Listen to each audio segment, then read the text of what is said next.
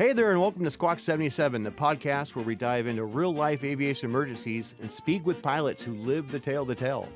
I'm Bill Daly, private pilot, aviation enthusiast, and your guide through these sky-high adventures. Whether you're a seasoned pilot or just a fan of all things flight, this show is for you. Today I've got a very special guest, a man who saved me from throwing the towel in when I was really struggling to earn my wings. You see, way back when I was in ground school, someone recommended the supposed woundakin of an instructor to me, so I looked him up, and he seemed all right. Come to think of it, he kind of looked like Jared Kushner. Who knows? Hell, it could have been Jared. I can't remember his name. This all happened way back in the before times. Well, anywho, I was having an awful time. He was having me do slow flights and stalls over and over and over. You know, towards the end, he was even starting to give me lip while we were in flight, and it was pissing me off. Well, I just about had enough of this punk ass, so fortunately, I got a tip at my airport's local watering hole when someone told me about today's guest, Jeff Ang. Jeff took one look at my logbook and was shocked to see how much time I've been spending on these early practice maneuvers. So Jeff and I went up, and I pitched that Cherokee's nose straight up. Let the stall happen, and then I brought her right back into level flight like I was born to it. Jeff had some choice words regarding my previous CFI when we touched back down, believe me. Well, from then on, he and I went on to finish most of my flight training together. So, what's the takeaway? I'd have to say, don't feel bad if you need to fire your CFI. Sometimes you might get saddled with someone who's just not a good match with you. Or in my case, someone who's only focused on logging flight time so they can apply to the airlines. I found Jeff to be a calm and patient instructor whose focus on safety helped me develop the good flight habits every pilot needs to help them avoid their own Squawk 77 moments. In today's episode, we're going to talk about a training flight that almost ended in disaster. The controller started freaking out and saying, abort your takeoff right away. So because we had touchdown and started climbing out, and he was yelling at us to abort our takeoff, and I powered it out to abort our takeoff, not sure exactly what's going on because I can't see behind me. And then once I aborted the takeoff and retouched down, I looked up and I saw the belly of the 737 right above us. It's a story you don't want to miss. Oh, but before we jump in, make sure you subscribe to Squawk 77 wherever you get your podcasts. You can follow us on Instagram at Squawk77pod or at YouTube at Squawk77 Podcast for behind-the-scenes contents and... What? Behind-the-scenes content? You all just better be grateful you got to hear this interesting story. Do you know how much hard work this stuff is?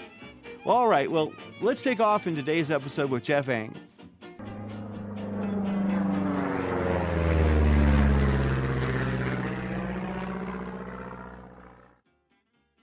Well, good afternoon, everyone. This is Bill with Squawk 77. We're here today at Cable Airport in Upland, a friendly destination since 1948. Joining us here today is one of my flight instructors, Jeff Ang. Hey, good afternoon, everybody. Jeff, what I'd like you to do is just tell our guests a little bit more detail about your, how you got into flying. This is something that kind of a family trait like most pilots have, and how long you've been doing it. Yeah, so Bill, I got into flying. It's about 25 years ago. I decided I was going to take my first half-hour introductory flight. Took my introductory flight and sort of fell in love with it ever since. Since then, again, I've been flying for quite a long time. I've been doing teaching. I've done a lot of charter flying, corporate, private type of flying, and then I'm currently flying an air ambulance right now, doing some medevac flying. So that's my current status in aviation right now. In addition to that, I teach fairly part-time, but my primary job right now is flying the air ambulance. Oh, okay. So you kind of have a balance of different aviation tasks that you're doing. I do. But right now, air ambulance, that's very fascinating. What are you flying nowadays? Currently, I am flying King Air turbine-powered twin-engine aircraft. I've been flying those airplanes for quite a long time, but I also fly single-engine airplanes as well as multi-engine airplanes. So during your experience, a Squawk 77 moment is something we all try to avoid, and I'm sure that like most pilots, you plan ahead and you prepare for these sort of things. Have you ever had? Can you tell us like one of your most anus clenching moments of daring do? So probably one of the most memorable aviation experiences that I can remember is I was actually with a student, somebody obviously learning to fly, and the stage of his flight training we were in the landing phase and taking off. So we were basically taking off and practicing landings. And while we were doing that at a local Tower airport.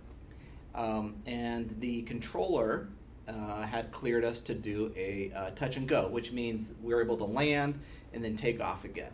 Well, when the controller cleared us to do that, there was also a commercial airliner behind us as well. And in the back of my mind, I was thinking, okay, what's the separation like? Because we're landing at 60 and they're coming in 120, 130, if not a little bit more. So we were cleared for our touch and go. And when we were landing, I couldn't see the aircraft behind us, but I did hear them because they cleared him as well to land. And again, us coming in at 60, they're coming in 120, 130. The controller's job is to monitor the separation between us and them. Well, let's say they didn't do a good job, because what happened is when we landed and when we were taking off again, the controller started freaking out and saying, abort your takeoff right away. So because we had touchdown and started climbing out, and he was yelling at us to board our takeoff, and I powered it out to board our takeoff, not sure exactly what's going on because I can't see behind me. And then once I boarded the takeoff and retouched down, I looked up and I saw the belly of the 737 right above us. We now interrupt this broadcast to bring you an important message. Welcome to Navigating Campus Life with Albert Lopez, your ultimate guide to thriving in college. Join us as we dive into everything from professional and personal development.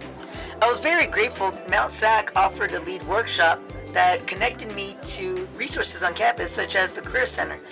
And because of that, I was able to make an appointment, see a counselor, and I landed my dream internship at a radio station in LA. To the latest social issues affecting students today. So I, like many people around the world, have been very saddened by the appalling violations of human rights. We'll tackle personal and academic challenges, explore campus involvement and events, and uncover essential resources and updates you can't afford to miss. Let's navigate this journey together. Whether you're a freshman or a senior, this podcast has something for everyone. Tune in to Navigating Campus Life with Albert Lopez, where your campus journey begins. Subscribe now on your favorite podcast platform. And now back to our conversation with Jeff Fang. So it was very nerve-wracking. I bet your heart must have been pounding at that moment. It was, because not only did I see the belly of the commercial airliner, but then we heard the thrust and the noise that that big aircraft generates. So, what type of aircraft were you in? We were in a Cessna 172, so a small four-seater aircraft. You must have experienced tremendous wake turbulence when that plane passed over. Can you tell me about that? So actually, we did not experience wake turbulence because we were on the ground at that point. So typically, it would have probably been more noticeable in the air, but we didn't get any of that wake turbulence from that plane. And if I think about it more, doesn't wake turbulence initiate at the wingtips and then in vortex works its way out? And you were over the center of the fuselage. We were. You're kind of in the safe zone from that. Because I was able to see the belly of the airliner going right above us as we had aborted our takeoff. But again, because we were such a smaller, slower aircraft, and that aircraft was such a bigger and faster airplane, I think the controllers really just didn't get that separation like they do. Now, typically controllers do a great job, and it could have just been a day where they were training somebody. I don't know. what the whole reasoning behind it was. All I know is what I saw.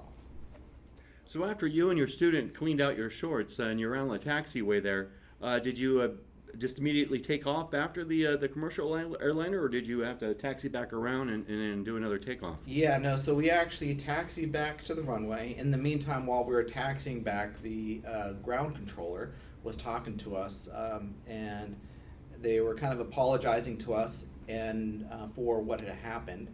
We had taken off, and by the time we had we had taxied back, and by the time we had reached the beginning of the runway to take off again, that same airliner that they made it go around was coming into land. So we decided that it would be best that we just wait for him to land this time to get out of our way. That way we don't, cause any problems. I'm sure they probably had some passengers looking out the right side of that plane at yours going, what the hell? And from my understanding, Bill, when an airliner goes around with fuel, cost and stuff, it's about $6,000. So I don't know the exact numbers, but it's I'm sure it cost them a pretty penny for that. Yeah.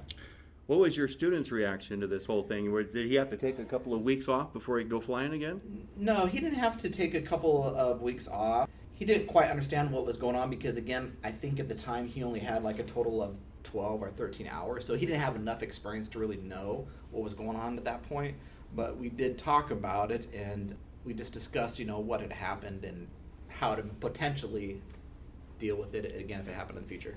Well, good. That brings me up my sort of a next section here. We want to talk about lessons learned, and what's your takeaway from this? How would you maybe not train so many people at towered airports like this, or no? I think just kind of a mishap at this time. No, I think the big takeaway from something like this is that controllers, for 99% of the time, right, they do a good job. They are, but the fact of the matter is they are human as well. So the takeaway from this is you can't always rely upon a controller, either air traffic control, control tower, ground control, any of those, to keep you safe all the time. So the takeaway is to always sort of have your head on a swivel, always double checking. If there's ever any doubt, I'll ask the controller to repeat. I'll ask a controller to clarify any things that I may have, because again, they are human. They make mistakes, and I'm always just looking out for my own interest, basically, and my students' interest to keep us alive. You got it. I mean, safety is a team sport. It really is. It really is, and like I said, they're human. They make mistakes, so I'm always just double checking.